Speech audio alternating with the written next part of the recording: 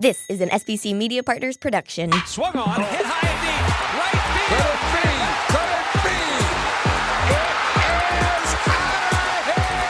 field. Phillies fans, these are your glove stories with Murph. Check in with Greg Murphy. Murphy, you got a special guest, huh? Hi, everyone, and welcome to another episode of Glove Stories with Murph, brought to you by the good folks at the Parx Casino Sportsbook app and Red Robin. And it is really great to have our guest here today. 15 seasons in the big leagues. He was a two-time World Series champ. He was also part of that beloved 93 team that went to the World Series here in Philadelphia. An outstanding career, a two-time All-Star as well. Our guest today is Danny Jackson. We bring him in right now. Danny, thanks for being with us. Oh, thank you, Greg. You make me sound great. Well, you know what? You were pretty darn good, and I don't have to make it up. You know, you go back and look at the career, and it really was. I mean, you know, so many just to get to the big leagues and be a big leaguer is such a major accomplishment. But what you were able to do during the course of your career, your postseason play, when you put it all together and you look at it, a pretty special career for sure. Yeah, I'm happy with it. The only thing I don't like about it is that 4 ERA I ended up with because of the injuries of the last 2 years that I had, and tried to fight back from that ankle injury that really cost me a couple more years in the big leagues. But other than that, I'm real happy. I've been fortunate to be with a bunch of great guys, players, Hall of Famers, and obviously played in 6 championship games with 6 different teams. And so, you know, very fortunate. Yeah, you know, guys who have 15-year big league careers, there are a lot of guys that never even get to the postseason in 15 seasons. It's not an easy thing to do. You were lucky to do it early in your career, and you were lucky to do it later in your career. You kind of got a chance to see it from both perspectives. I would imagine when you went to the World Series with Kansas City back in '85, I think you were 23 years old at the time. You probably thought, all right, this is easy. We'll get to the World Series every year, right? Yeah, well, I don't know. I thought it would be great because I had a chance to go to the World Series. I was thinking that we'd go to the World Series, 4, 5, 6, 7, 8 times. Yeah, right. Yeah.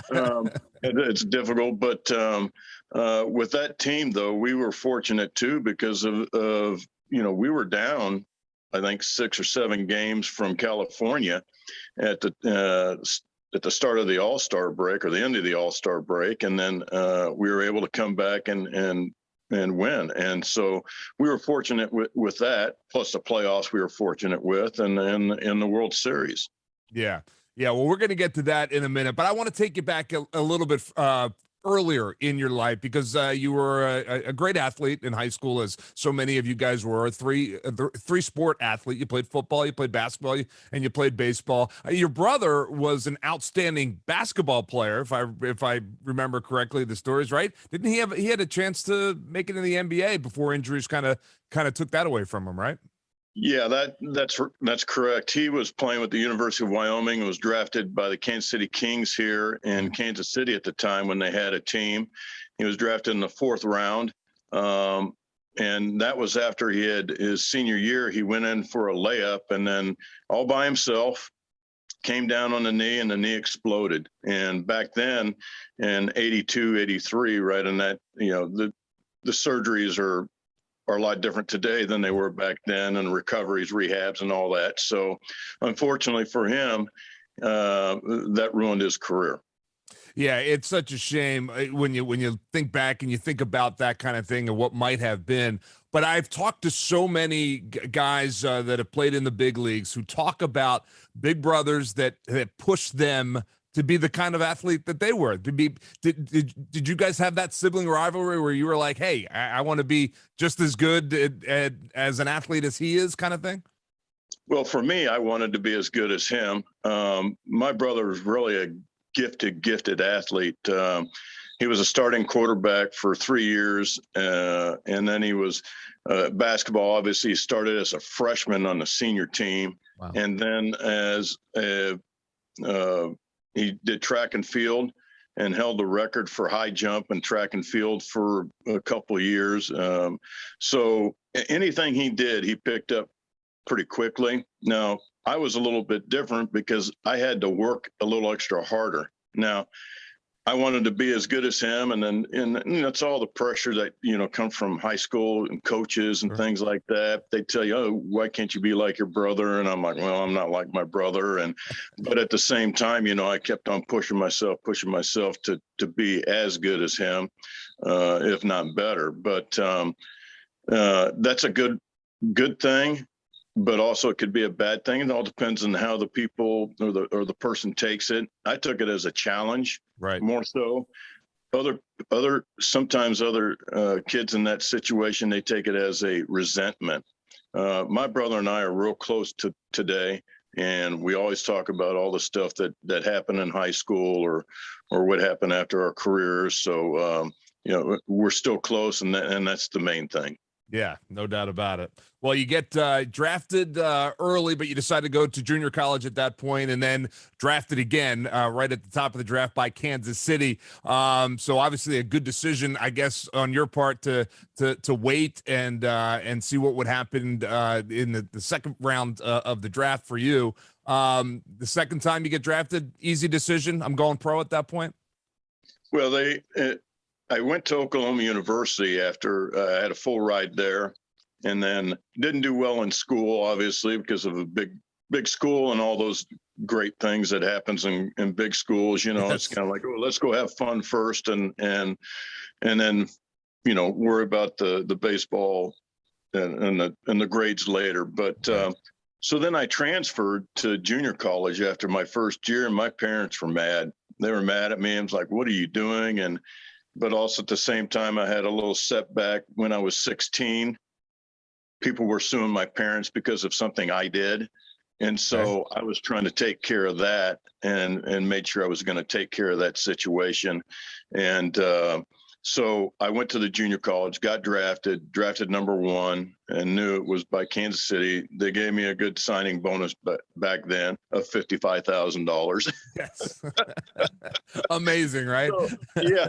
And so, with that and everything resolved itself after, the incident that I had when I was 16. So, and it turned out real well but also at the same time, I was smart enough and I told my parents, I said, "Listen, I'm going to make sure that if I don't make it, and if I don't make it in 3 years, I'm going to have Kansas City pay for my schooling, but I want to go to architectural school. I don't want to go to some big school and learn all that stuff you really don't need to learn, and because I wanted to be an architect." So, so I had that covered, but didn't have to worry about that.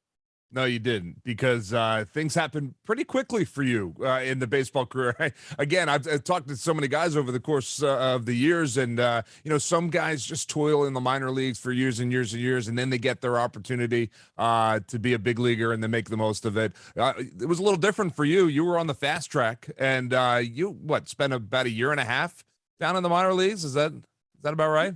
It's close to 2 years, 2.5 years, but when I signed, and I was kind of a brash kid and all that going in, and I told the guys when I signed, I said, I'm signing to get to the big leagues in 3 years. If I don't make it, then, I'm not even going to, toil down in the minor leagues. And then when I got down to the minor leagues and saw the different guys and what they were doing, some guys that were married and some guys are married and have kids and been in the minor leagues. And I'm like, holy smokes.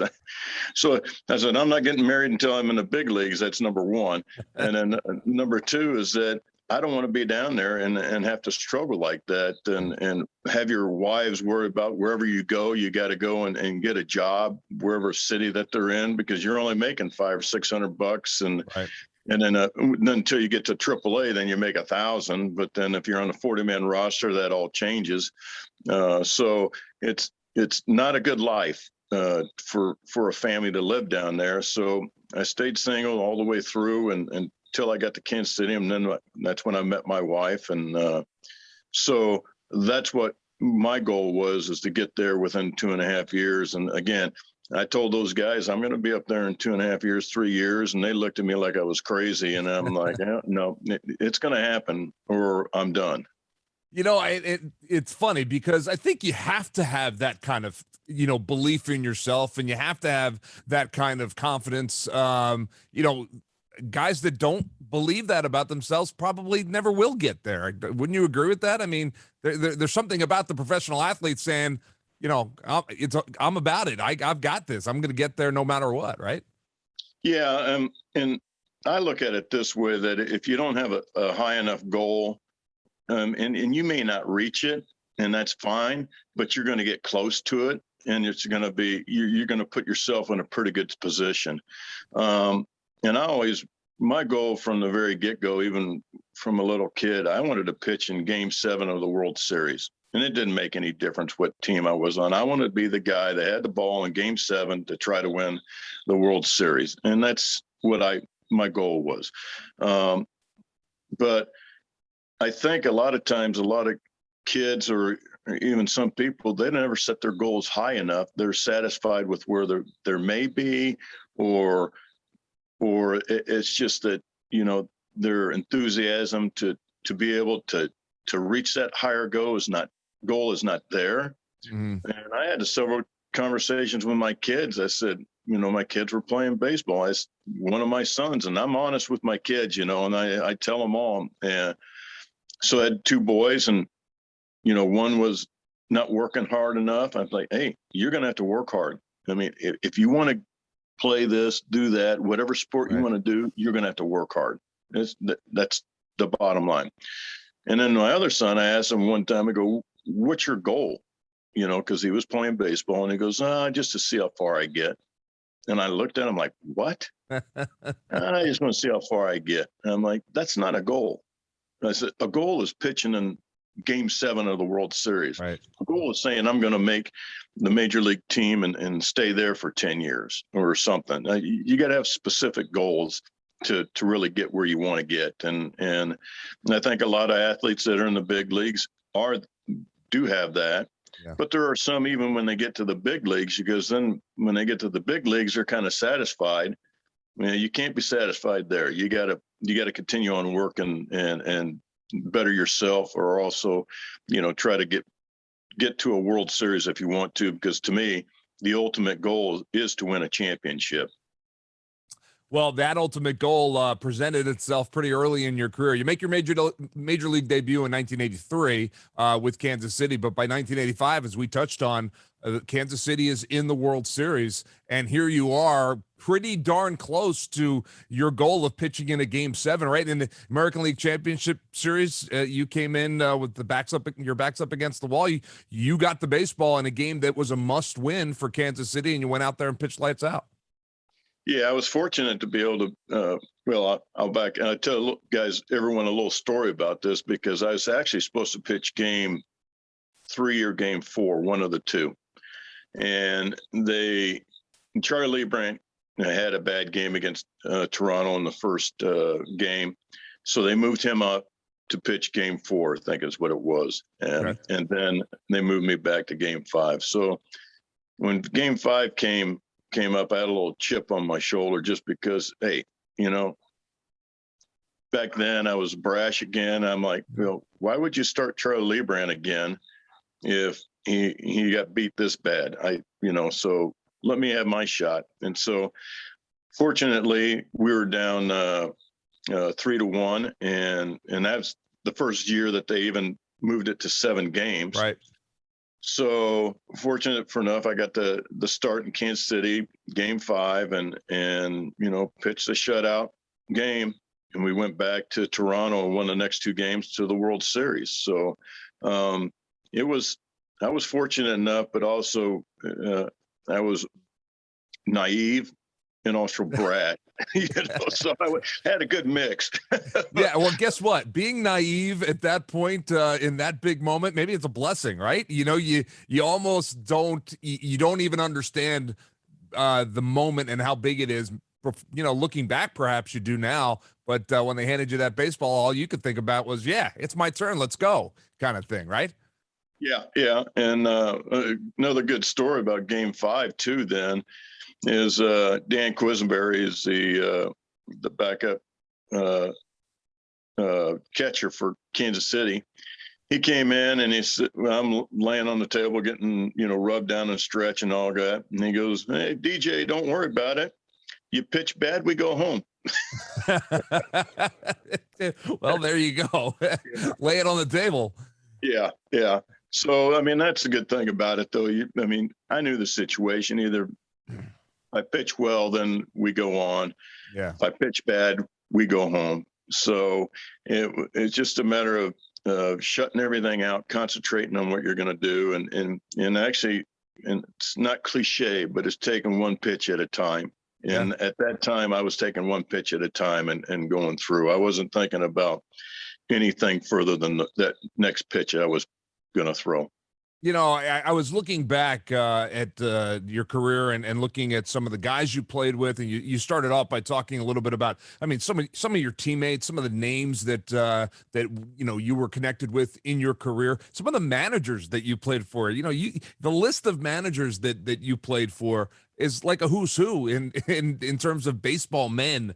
When you stop to think about it, was there anyone of the guy I'm thinking, you know, Dick Hauser, Lou Piniella, Don Zimmer, Jim Fregosi, Joe Torre? These are all guys that you played for in your career. Any one of those guys more than another kind of, you know, teach you and help you become the player that you were? Well, I think and the hard thing about it is, like, Dick Hauser was more of a laid back manager, and he let the coaches kind of help you out. I learned a lot earlier in my career from Dan Quisenberry and Hal McRae. Okay. I used to sit beside Hal McRae, and he used to tell me, he said, DJ, watch his hands. His hands dropping. He can't hit this. And then watch his front foot. He's lunging out. You know, he can't do it. So I would watch the hitters from there on, the game before I pitch, or 2 games before I pitch, and then I would have an idea already. Okay, well, this guy can't do this. This guy can't do that because his hands in that situation. So my game plan was that facing any hitters that I saw. Now, he says, watch this guy here. You know, he's pretty balanced. He's right on. Well, you had to mix up your pitches to him, or it's strength against strength. And so I always believe strength against strength, as opposed to trying to throw something that I'm not good at throwing, Right. to try to hit a pitcher's or a hitter's weakness. So I learned a lot from him, and then went on. And then with guys like Don Zimmer was a character. Yeah. You know, just everyone knows all the stuff that he did, which is okay. Yeah. But the guys that I really learned a lot more and were great was Jim Fregosi, Lou Piniella. I played with Jimmy Leland and Torre. Yeah. And they're all different in their ways, you know, but how they handle players. Lou Piniella was hands-on and like, okay, you either do it my way or you're going to sit the bench. Jim was more let our team play like we played, and we take care of ourselves. But if he had to step in, he steps in, but you're going to play the Philly way, which was, you know, you play hard for 9 innings and that's it. And that's what I asked. And you show up on time, be ready to go. And if you're not, then you won't be playing. Torre, he was another guy just that was like a Dick Hauser, but he communicated more with the players and made sure that you were okay. And he was more like I would say like an Andy Reid, where with players, he took guys and really cared about the players and wanted the players to, hey, how's your wife? How's your family? That type thing. More genuine about you as an individual and a person, and make sure you're okay, as well as you're okay with playing baseball. Huh. That's interesting comparison to a guy Philadelphia knows very well, Andy Reid, and Kansas City as well. Obviously, the connection there. All right, so 1990. You know, again, a couple more years with Kansas City. Then 1990, you're in Cincinnati, and here you are again in another situation and a chance to win another championship. What do you remember about that particular year? You had a terrific year that year, and what do you remember about that championship? Well, what we remember the most is that we were never picked to do what we did, and we started out 9-0. We were hot, and then we ended up I don't know, we had 21 wins and maybe, 5 or 6 losses, somewhere around in there, which we were already 15 games over 500. At that time, you kind of know, okay, you got a good shot at winning and going to the playoffs and World Series. And everyone was talking about at the time, about Pittsburgh. Pittsburgh was a very good team, and so when we went and we were playing Pittsburgh, they, obviously Pittsburgh was favored against us. Mm-hmm. And I had a good game against Pittsburgh and to help us to continue on with the championship. And then the thing we really remember back in 1990 is that Oakland A's, and the A's were supposed to pick and beat us 4-0. Yeah. And it was reversed. We won. we swept them.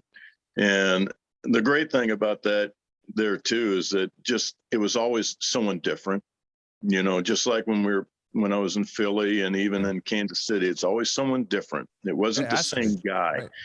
And I think that if you look at all the World Series and playoffs, it's always someone different that when you have a championship and you win, because you got to have that. You got to have the full team participate or do something well or during a game, which advances you and makes you win the game or win the championship or World Series, one of the three.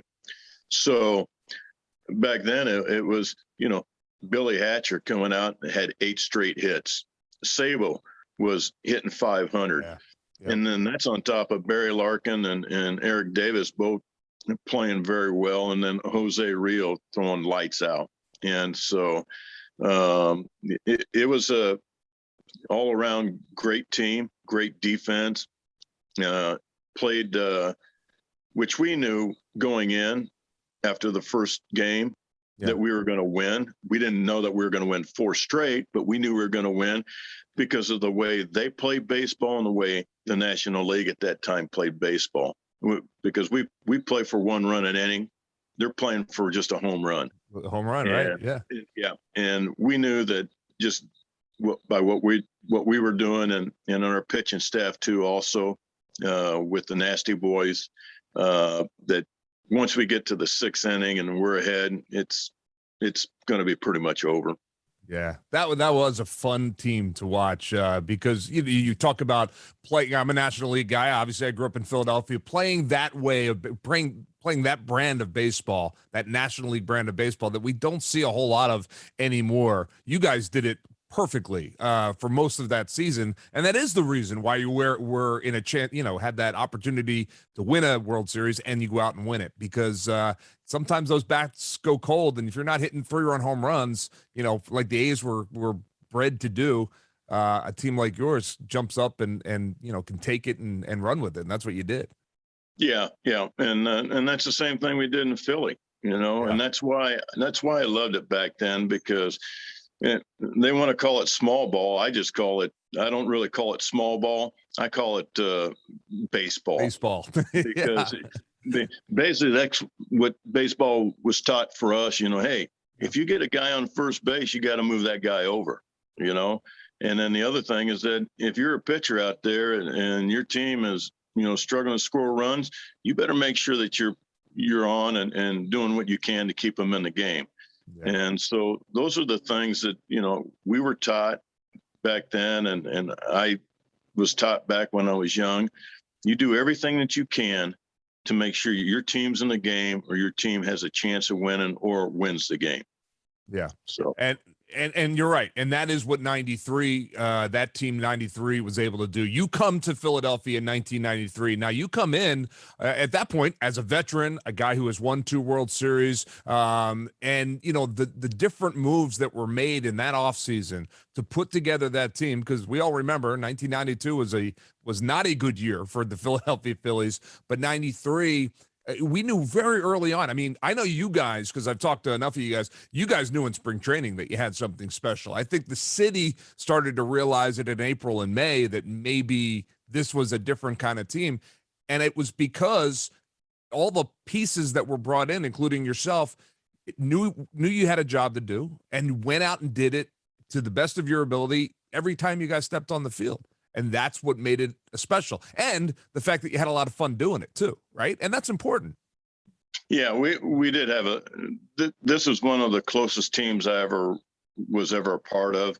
And again, you're never going to see that again unless they change the way they play baseball today, which I don't think is going to happen. But you'll never see another 1993 team ever.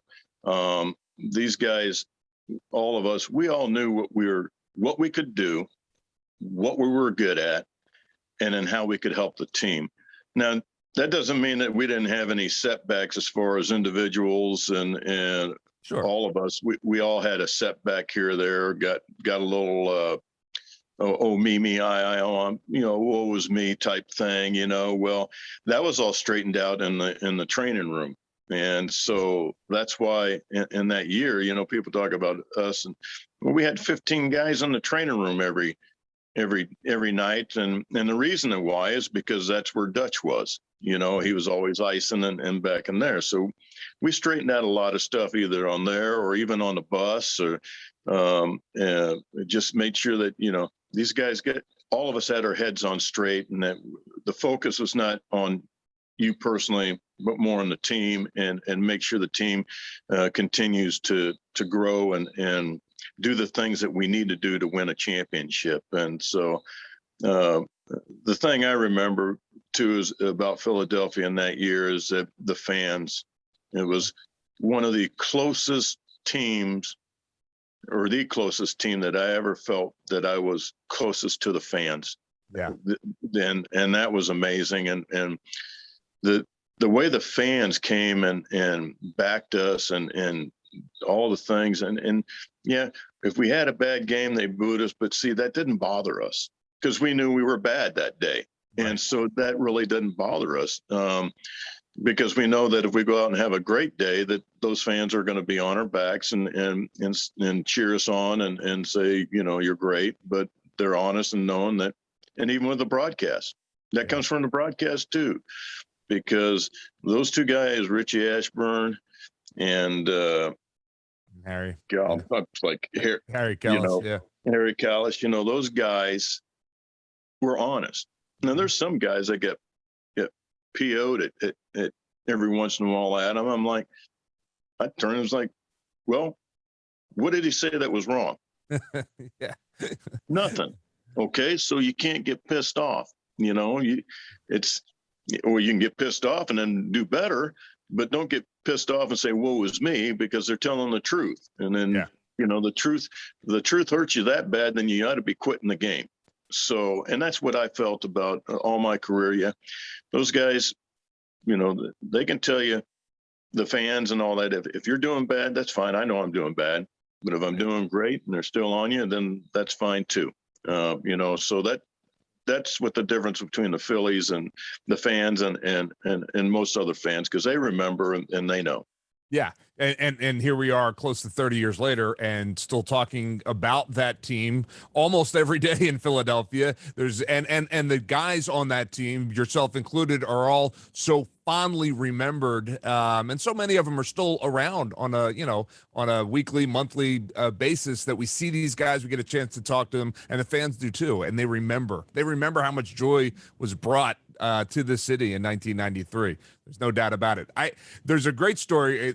There's two stories. One that has been told on the podcast a couple of times. So, but early in spring training, when Dave Hollins kind of challenged the team and said, "Look, if I get hit one more time by an opposing pitcher, and one of you guys doesn't do something about it, we're going to have a problem." And Tommy Green took care of business early on in spring training. And a lot of the guys that I've spoken to said that was a big moment for the team in terms of coming together.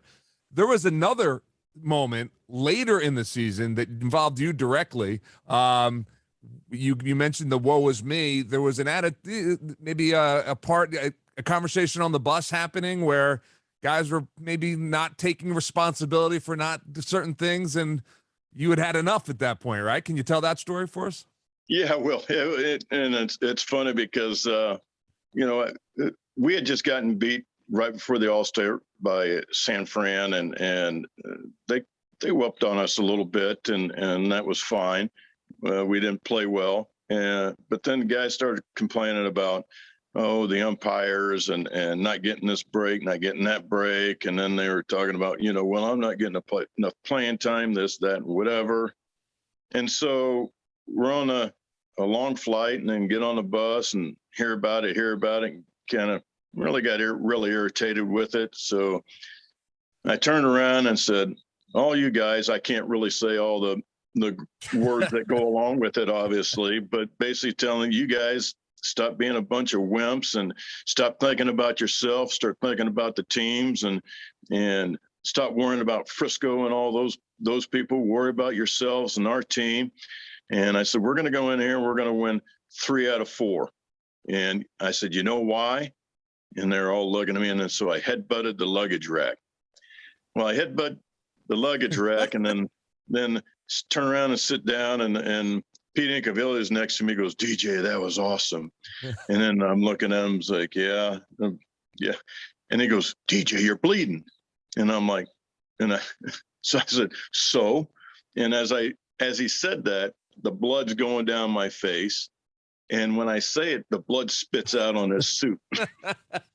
Well, he goes, turn on the lights. So they turn on the lights, and then trainer comes back and says, hey, you need to do this. But I stand up again and turn around and look at all the guys. And then you see about 4 or 5 of the macho guys go, oh, like they're going to get sick because of the blood coming down on my face. But so anyway, he wanted to go in and put a stitch in it.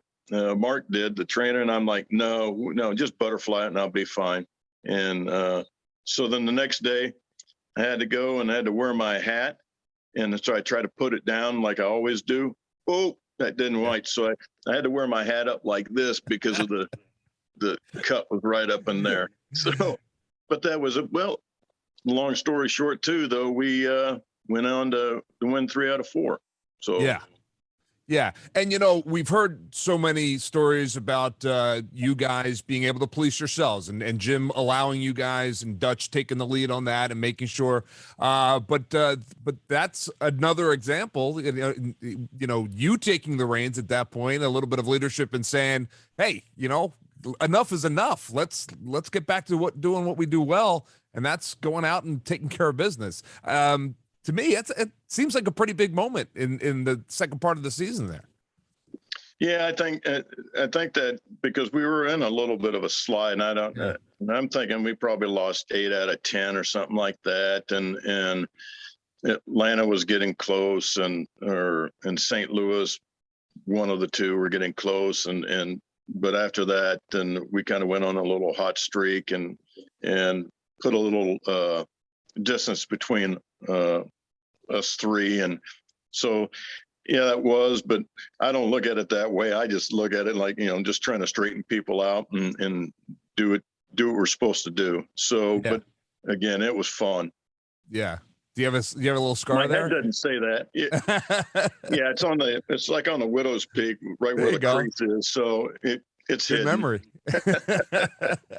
And you know what? It's cool. Those kinds of stories to me are just great because it just goes to show you not everything was perfect in '93. You guys had your ups and downs, and you had to work through them, but you were able to work through them in order to get to where you wanted to be, and that was the World Series. Now, obviously, it doesn't turn out the way Philadelphia hoped. Doesn't turn out the way you guys had hoped, but I can't imagine a team that is as beloved as the '93 team that didn't win it all. I mean, it's easy to love a team that won it all. You guys fell just short, but yet I'm not sure there's a team in Philadelphia that's ever been as beloved as that team. It says a lot about you guys and the way you played.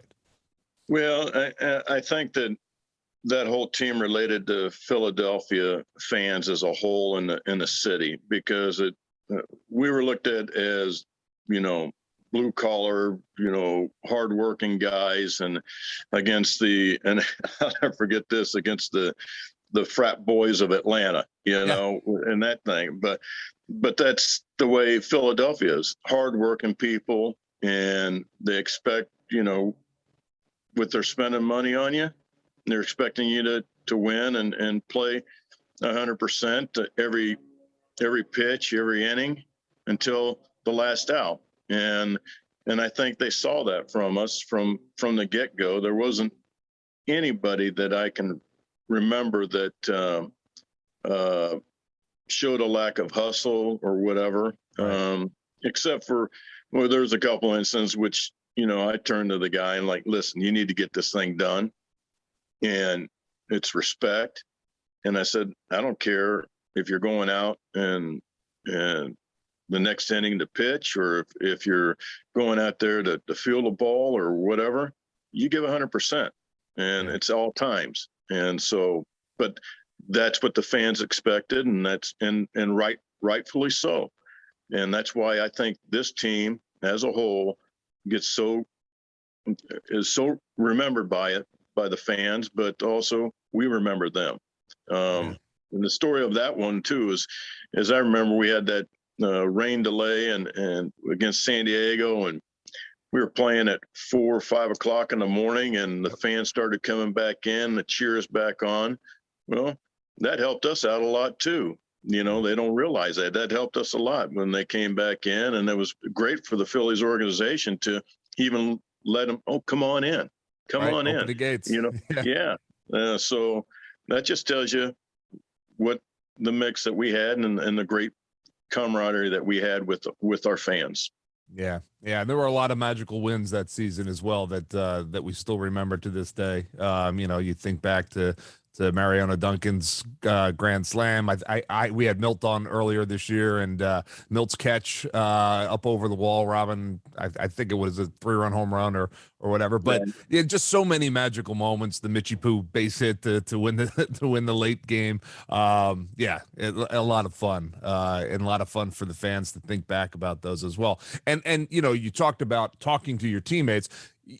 At that point, you're a guy, you had 2 rings at that point. You had won 2 World Series. So what you were saying kind of, I would imagine, resonated with your teammates because you were a guy that had, been there and seen what it takes to win it all.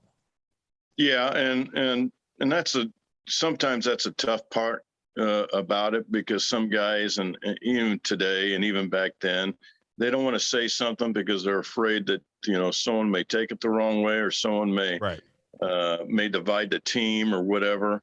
But that's where the integrity of each individual comes in, is that, okay, he's saying this and he's been there, maybe it's true. And so you self-reflect on that. And I think that's what part of the issue is. Even in today's game, there's not too much leadership that goes on with inside the game, where people are telling people, hey, you can't do this, you don't need to do that, this, that, whatever. And I think that's the part of the missing link with today's baseball. So I would agree with that. Before we're running out of time, but before I let you go, I do want to mention this. You win 2 World Series. You're part of the 93 team. Is it fair to say that that 93 team, though, gave you some of the closest relationships that you still have in baseball today? I mean, I know that you're tight with a lot of the guys from 93. You still see a lot of your teammates from the early years too? I see some guys, like when I was in Cincinnati and that, and then I see, obviously, because I'm living here in Kansas City, I see some guys around here and from the 85, but there's not too many of the 85 guys in Kansas City. They're out of town. And then in Cincinnati, there's not a whole lot of guys, from my understanding, that are in Cincinnati either, of the 1990 team. And it seems to me it's a little bit different in Philly, but I'm a lot closer to the Philly team, and I think it has a lot to do with how we were as a group. And that's not to say that, I love Cincinnati. Sure. Cincinnati is a great city, and I love being with those guys there. And we just had a little, not a reunion, but it was Marty Brenneman was inducted in the Hall of Fame. So we went there and met a lot of our players that we played in 1990. But the difference between Kansas City and then the National League of Cincinnati and in Philadelphia is that I can walk around here in Kansas City today, no one knows who I am. But if I walk around in Cincinnati, and especially in Philadelphia, if I walk around, they know who I am. And a lot of that has to do with the organizations, which, Cincinnati and especially Philadelphia, their organization of bringing back the players, the memories, the history of the organization. That's a big key. And Philadelphia does it obviously the best of all the teams that I've been on. And I just love coming back to Philadelphia, and that's why, a lot of the players are close and all that, because, Philadelphia, the organization does a lot of things for the alumni, and it's just awesome. Yeah.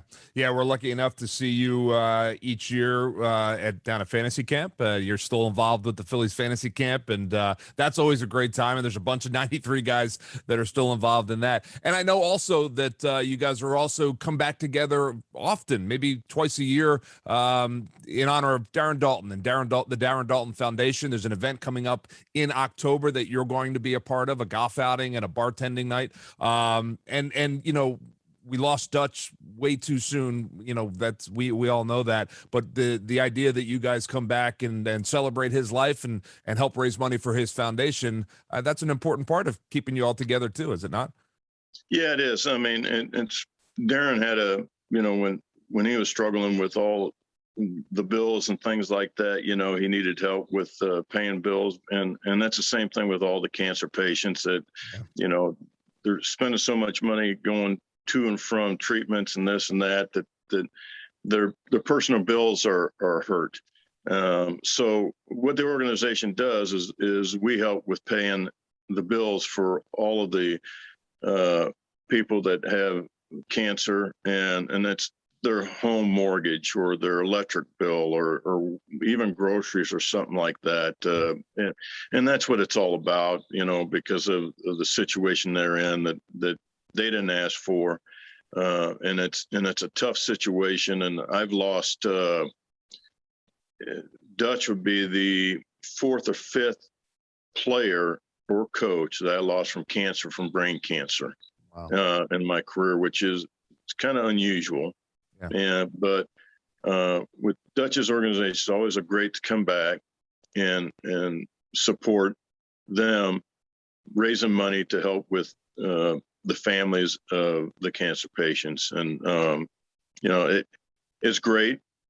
I love coming back, love the organization, love working with Darren and all the peoples that help with Darren's foundation. Yeah. And it's a good memory.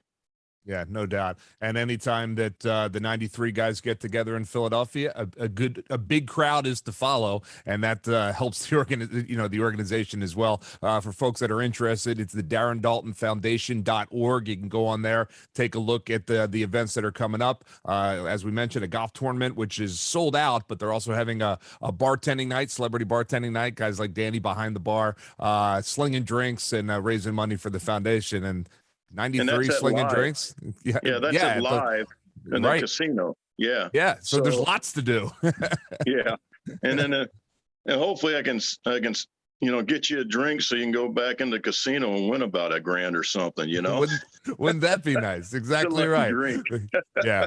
Well, Danny, look, thank you so much for spending a couple minutes with us and telling us your glove stories. Really a terrific career. And we were so lucky to have you for a very short period of time in Philadelphia, but such an important part of the organization. 1993 will always be remembered as such a special year. The 2 years that you spent here, 94, you had an outstanding season before the strike happened. So, or before the shutdown happens, but you weren't here long, but you certainly made an impact, and we thank you for that, and we thank you for stopping by and telling us some of your stories.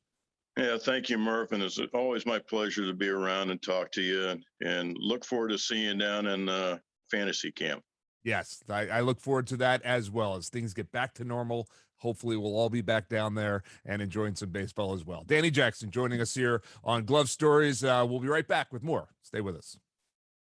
Hey everyone, Murph here, and the parx Sportsbook app is the official sportsbook partner of the real Philly sports fan. Bet on it all: baseball, golf, MMA, and more. Live in-game play-by-play betting lets you bet while you watch. No better way to bet right now than the parx Sportsbook app. the only sportsbook app backed by the #1 casino in Pennsylvania, and the only one I recommend. No one does live in-game play-by-play betting better.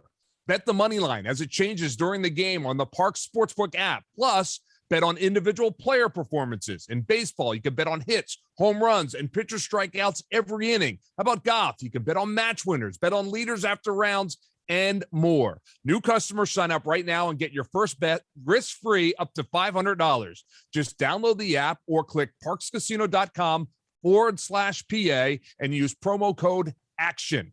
Do it now. Your first bet risk-free up to $500. Just download the app or click parxcasino.com/PA and use that promo code ACTION. The website has all the details. Get game previews, podcasts, and more on Twitter at Parx Sportsbook. You must be 21 and in Pennsylvania. Gambling problem? Call 1-800-GAMBLER. Glove Stories with Murph is brought to you by Red Robin. Whether you're hungry for a juicy gourmet burger with bottomless steak fries and an ice-cold beer, or a crispy chicken tender salad and freckled lemonade, whatever you crave, there's something for everyone at Red Robin. So dine in or order curbside to go, delivery, or catering. Order online now at order.redrobinpa.com.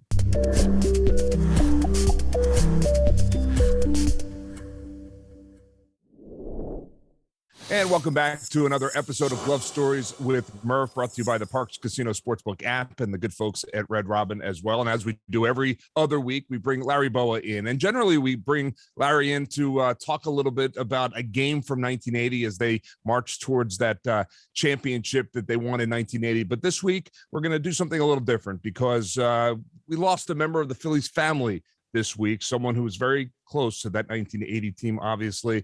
We lost Ruley Carpenter. And Larry, I know you were very close to Ruley, and he meant so much to the organization, but that 1980 team, it doesn't happen without him. No, Ruley was a special individual. And when I heard the news, it was probably one of the saddest days I've had in a long time. Not only was he a great owner, he was a great friend to everybody. He would talk to you about your personal life. He would talk to you about fundraisers. He's just a great guy, Murph. And, you know, those kind of guys, they're far and few between. He's a guy that was obviously, as far as wealth is concerned, had no concerns, but he was very down to earth, didn't show any airs about himself. He was just one of the guys. He'd come down the clubhouse after games sometimes and just talk. And it didn't have to be about baseball, just life in general. Yeah. But he was also a guy that if you had an issue with baseball, he didn't tell you what you wanted to hear. He told you what he felt, which I think everybody on our team respected that. He always looked you dead in the eye and said, hey, you're not doing this, or you're doing really good here. But he's going to be missed unbelievably. And that's an integral part of our success in 80. Without him and Dallas Green and Paul Owens, this team would have never won, because they formed that core group of guys that eventually got there where they wanted to go in the mid-70s, just like in 08 when they had that core group of guys. You need that core group of guys, Murph, as you well know. You've been covering baseball. You can't keep going out and plugging in a free agent here. You need a core group, and then you fill around that. And we did that in 80. We did it very well. Yeah, and what was interesting, you know, I think a lot of times fans and players probably bristle when you hear about an owner being involved in player personnel situations, but Ruley made it a point. He's obviously a very bright guy, and he made it a point to learn and be able to really kind of evaluate on his own what he thought made a good ball player. And he was right more often than not, was he not? There's no question. And like you said, he learned on the job training. He would ask people. He would ask Dallas Green. He would ask Paul Owens. You know, he didn't have all the answers. And if he didn't have the answer, he would find out. He would go to someone that did have the answer. I remember my very first spring training down in Leesburg, Florida. That was before the big team went to Clearwater. And he was down there just like the minor leaguers, watching all the minor league players. And to this day, I look back when he was the owner, and he didn't go on all road trips and everything, but he went down when we were on the road. He went down and watched the minor leagues. And I think that's sort of rubbed off on Dave Montgomery as Dave Montgomery continued that path. He knew every minor league player. He knew their families. He knew what school they went to, where they were drafted. These were him and Dave Montgomery. You talk about getting involved in the minor league system. They were all in. And I think that had a lot to do with the successes of both those individuals. Yeah, and also I would imagine that the connection between your particular team, the guys in your clubhouse, and Ruley, I mean, close in age, and I think that probably also played a part because you guys kind of looked at each other as peers, right?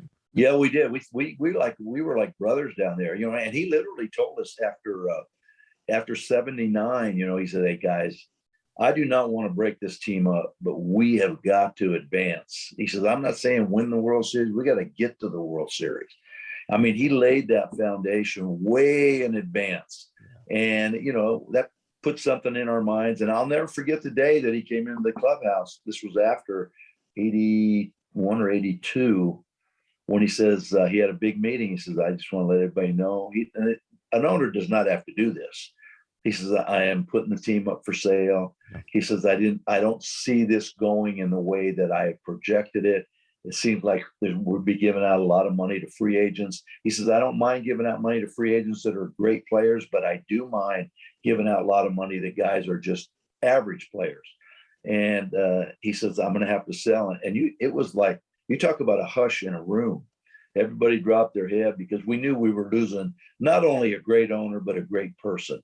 But in all fairness to Ruley, he kept in touch with everybody. I mean, till a week before he passed, he was talking to me on the phone. He just called Bull. They still were going on hunting trips. It was so sudden, and it caught a lot of people off guard because he was at the alumni weekend, and we had a ball there, man. We were exchanging stories and laughing and carrying on, and they caught me way off guard when this happened. Yeah, I know it did for a lot of folks. And, you know, it's special when an owner is able to connect like that. And it's even more special. You know, I've heard so many of the stories and the tributes that have come in over the last couple of days about Ruley. And, you know, to a man, everyone did stay in touch and everyone still was connected to him. And he was connected from afar. He certainly didn't meddle. It wasn't his team anymore, but he was a Philadelphia Phillies fan through and through. When he called me on the phone, he calls me 2 or 3 times a year, and he would bring up names. He said, "What's Moniak like? Or what's Maton?" And I'm sitting there saying, "God, he's following everything we do." You know, and I give him my little scouting report. He goes, "Okay." Then he'd say, "Would you think this guy's got a chance?" I say, "Yeah, really." I mean, but he had that Philly blood in him, and to the day he passed away, he loved the Philadelphia Phillies. He certainly did. Well, Larry, our condolences to you. I know you guys were close, the Phillies organization as well. They lost a good one this week, Ruley Carpenter, and we just wanted to spend a couple minutes talking about him, remembering him, and thanking him for all the memories that he delivered to the city of Philadelphia as well. So he'll always be remembered. He was an integral part of our success. There's no question. Thanks. Absolutely. Yeah, you got it. Let's take a quick break. We'll be right back. Glove Stories with Murph is brought to you by Red Robin. Whether you're hungry for a juicy gourmet burger with bottomless steak fries and an ice cold beer, or a crispy chicken tender salad and freckled lemonade, whatever you crave, there's something for everyone at Red Robin. So dine in or order curbside to go, delivery, or catering. Order online now at order.redrobinpa.com. Glove Stories with Murph is presented by Parx Casino Sportsbook app. New users download an app store or click parxcasino.com/PA and use the promo code MONEY for first bet risk-free up to $500. Must be 21. Gambling problem? Call 1-800-GAMBLER. Glove Stories with Murph is presented by Parx Casino Sportsbook app and Red Robin and is a production of SBC Media Partners. The engineer for Glove Stories is Chad Evans. Cindy Webster is our marketing and guest relations director, and our executive producer is Roger Haddon. Whether you are watching us on YouTube or downloading the podcast from one of our major podcast providers like Apple, Google, or Spotify, make sure to hit like and subscribe so that we can let you know when a new episode of Glove Stories is available. We'll release new episodes weekly throughout the 2021 Major League Baseball season.